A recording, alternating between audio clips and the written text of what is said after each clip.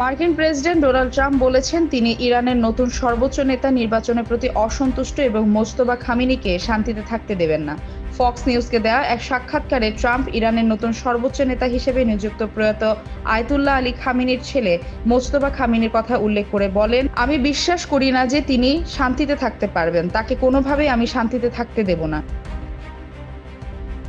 Trump ইরানের বিরুদ্ধে মার্কিন ইসরায়েলি সামরিক অভিযানের প্রাথমিক ফলাফলের প্রশংসা করে বলেন, ফলাফল প্রত্যাশার চেয়েও অনেক বেশি হয়েছে।